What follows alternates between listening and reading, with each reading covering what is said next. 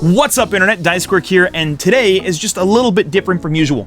And that's because I am super excited to announce that me and my wife have finally been told our placement for the JET program. And so I told a couple of you guys in the comments on my other videos that we will be giving you updates about us in the JET program. And so this is kind of the first big update. In this video, I'm going to tell you a little bit about how everything's gone in the JET program so far, because we're a 2020 JET, and that has some things that it carries with it. Then we're going to tell you a little bit about our location, where it is, and show you some stuff about it. Then, things that me and my wife were a little bit concerned about for our location, as well as a couple things that we are super excited about for our location.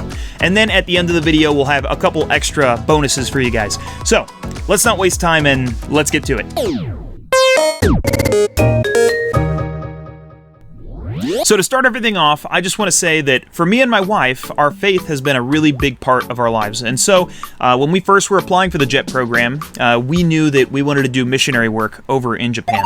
And so we mentioned that inside of our paperwork, and ultimately they were totally fine with that. It was awesome. We got accepted into the program, but at the same time, we applied in 2020, actually 2019, in October is when we got all of our paperwork in, and then we were accepted for the 2020 JET program, but something really big happened in 2020 that went completely viral, if you get what I'm saying, and that basically led to the borders of Japan being shut down. And so even though we were accepted in 2020 and supposed to leave summer of 2020, we actually ended up being deferred to 2021. And so we finally got our information about where we're getting placed. They have not given us a departure date yet, other than we're going to be leaving sometime between September 11th and December 4th. And by the way, when we get that information, we'll make sure to share it with you guys. But we finally got our actual location, and so we're super excited because we've been waiting almost 2 years now for this moment to be able to move, and so it's just another like 5 months, and bam, we should be over in Japan. So thank you guys so much for checking out our channel. This entire time that we've been waiting, we've been building this channel, and so we just appreciate everything you've been doing to help us continue to build it up. We're super excited about sharing more content with you guys so that you can experience Japan. But now, finally, let's move on to what a lot of you guys probably have come to this video for. Me and Edith have been placed in Miyagi. Yeah, that's a place that you've probably never heard of, and that's perfectly fine. Miyagi Prefecture is in northern Japan, and we've been placed inside of a smaller town within Miyagi called Kami. And I just found this kind of interesting. Like I mentioned before, we were super interested in the missionary aspect of going over there. And Kami, one of its translations, just one, is God. The kanji that they use to write out Kami doesn't translate to God, but it's still something that we have some fun with and we enjoy. But Kami is a small town of about 22,000 people, and about 75% of the entire area that that town occupies is a forest preserve, so it's just surrounded by tons of nature. And it actually has a Pokemon that represents the town, and that is Roselia, which I'm not a big fan of, but the prefecture that we live in actually has another Pokemon that represents it, and so we get like two. We get our prefecture, which is kind of like a state, and then we also get our town's Pokemon, okay? So Miyagi is represented by Lapras, and I'm a lot happier with that. So we got Roselia and Lapras. I also found this kind of fun. Found out that Kami has a town flower, and the town flower is Asian skunk cabbage. It actually looks pretty cool. It's kind of a swamp flower, and it's also known as a, like, flower lantern. I'll put a picture up so that you guys can see it. I might be getting that name wrong, but it does look pretty cool, and also me and Edith actually grew up in a swamp area, so we're pretty cool with that too. That's just a nice little bonus. Now, as far as some things that me and Edith are concerned about, or were concerned about when we first heard about our location, first off, it's a little bit of a smaller town, and so we were kind of worried that we might not be able to experience as much being located there. And another big concern we had was in the entire town of Kami, there's not a single train station, which has always been like kind of a secret little dream I've had, like to wake up in the morning for work and then go to the little train station and wait for the train. But, you know, it is what it is. In addition to that, because there's no train station inside of Kami. There is one kind of close by, but it's not close enough, and it doesn't go to all of the places I might need to travel to, so we're gonna have to buy a car. And I've been learning a lot about cars over in Japan, as far as, like, the testing that has to be done on them and how much they cost. And we do have money saved up for Japan, but that is one cost we were hoping that we didn't have to, like, put out. So that's one little concern. And also, because the town doesn't have any trains that go directly to it, and it's also just a little bit isolated by all of the, like, nature that surrounds it, me and Edith were super excited about doing some exploring. And we know that because of its location, it might be just slightly difficult to do that, mainly because of costs. To take a bullet train to a big city or something would cost a lot of money, or to travel much further north might be easier, but south, like towards Tokyo, wouldn't be very cost effective for us. So that's one thing that we're a little bit concerned about. Yeah, and probably our biggest concern is we have done so much to make sure that we can bring our cats from America all the way over to Japan. And because of that, like, they always recommend that you don't bring any animals, and yeah, it doesn't look like it's going to be easy to find an apartment in Japan, first off, as a foreigner, and then second off, that allows us to bring animals, especially cats, because they scratch things up. So, yeah, that's definitely something that we're not looking forward to, but we're going to try as hard as we can, and if we do get the cats over there, we'll probably make another video going through everything that plays into that, like bringing an animal or a pet over to Japan. So far, it's cost us over $1,000, and we haven't even bought the tickets yet, so it's a big process, but we'll help you out with that if we can. That is, if we're successful. And so, here's a couple things that we are exceptionally excited for. First off, like I said before, about 75% of the entire town of Kami is a forest preserve. So we are just surrounded by nature. And in fact, supposedly, one of the 3 most beautiful places in all of Japan is within a short car ride from us. And we're just really excited for that aspect, because me and Edith, we've seen a lot of the cities in Japan. We've been all through southern Japan, and we've seen just, like, the city side of everything. So seeing the natural beauty in Japan and seeing the geographical beauty in Japan, that's something that we are really looking forward to. In addition, we actually live pretty close to Sendai, which is a big city in Japan that doesn't get as much attention from tourists as, like, Tokyo, Kyoto, Osaka, Fukuoka. And because of that, it's just a really cool place for us to be able to experience, and also not to be too bogged down by a lot of tourism, as well as the fact that Sendai has a daimyo that it's famous for, like, housing and being the birthplace of, which is Date Masumune. He's known as the One-Eyed Dragon. Super cool dude. I might make a video about him sometime.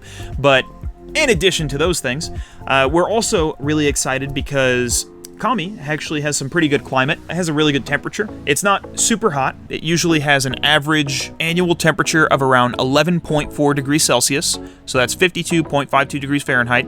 That's a little bit on the chilly side, but in addition, it has a high in August of around 76.28 degrees Fahrenheit, or 24.6 degrees Celsius. So that is pretty good for me. I am somebody that just dies in heat, so I like a little bit lower. And in addition, at its lowest, usually in January, it usually hits only about negative 0.8 degrees Celsius, or 30.56 degrees Fahrenheit. And so we come from an area where you can get like negative 50 degree wind chill. So this is really good. This is a really good step forward for us. In addition, me and my wife are pretty excited because with Kami being a smaller town, it means that we're probably going to be able to grow closer to people within the town. We want to have a really natural experience where we get to kind of see what the natives see, get a more, this is what small town Japan feels like. I don't really know how to describe it, but we feel like there's a lot of things that you can miss out on if you're living inside of a big city in Japan. In addition to that, we're also excited because if it's a smaller town, they probably have less people that speak English, and so we're hoping to grow in our language ability as we have to use it more. And we're also just excited because we've been waiting for like 2 years to do this move, and a lot of things have happened. I know a lot of things have happened for a lot of people in this last 2 years, and so it's been a little bit rough at times, but at the same time, we're finally hitting this new chapter in our life, and so we're excited to walk into that new chapter and also to share it with you guys as we continue to give updates and we continue to put out videos about Japan. And so, with the channel, we actually have a goal that we're coming close to, and if you guys have seen my Dharma video, you'll know that this is a Dharma, and what you do is when you set a goal, you fill in one eye, and then once you've completed the goal, you fill in the other eye. And then after you've filled in the other eye, you either have the guy burned, or you keep it and you keep on collecting them and setting more goals. And so, we're taking a vote on our channel as to whether or not we're going to collect these guys and keep on setting goals. Maybe we'll write like what the goal was on the top of them or something, or we're going to burn them all. And so, make sure you let me know in the comments if we're going to burn this guy or if we're going to keep him. And also, like I mentioned in this video already, we're going to continue to give updates about our experience with the JET program, as well as just information as it comes, like when we're leaving and everything else. So make sure you stick around for those, and let me know if there's anything else you're curious about the JET program. Like if you have any questions about it or anything like that. I still do reviews for people's SOPs and everything, so you can leave those in the comments. And we also have something special that we want to share with you, so check this out.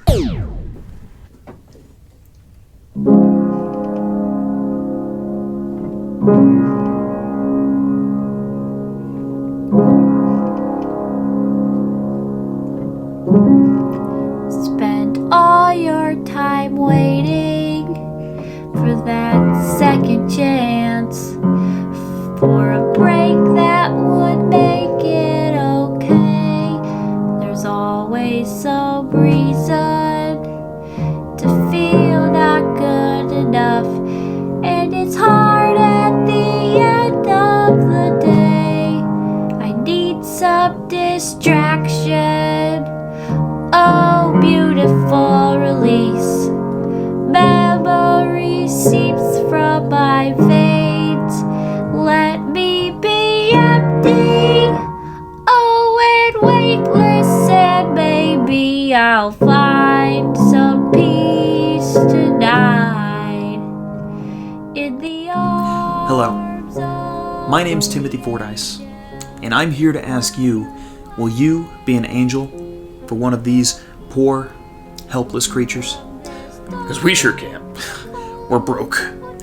In fact, the transmission on one of our cars just went out, and so now we owe $3,500 to get that fixed, and the car we're currently driving has no power steering, bald tires, and a screw in the back tire. Not to mention I owe $1,400 to the hospital because I didn't eat my vegetables. But it's okay. If you can't support one of these poor little animals today with a like or subscription on this video, don't worry. They're used to starving. In fact, most nights I wake up with them biting my leg. Speaking of starving, all I got to eat is celery. Turns out there was a big sale at the supermarket, and so I spent the last of my personal savings on 30 pounds of celery. Wasn't until afterward that I realized with every stick of celery that I eat, I actually lose more calories than I gain. I'm slowly starving myself. I'm always so hungry. Why did I just buy celery? There were other things on sale. Why did I buy things that make me hungrier? But this video is not about me, it's about the cats. It's about the cats. So, if you think that you can be an angel to one of these poor little guys like Cairo here, remember to leave a like or subscribe. As for me, I got my celery. You want that too? You've already taken all the other food.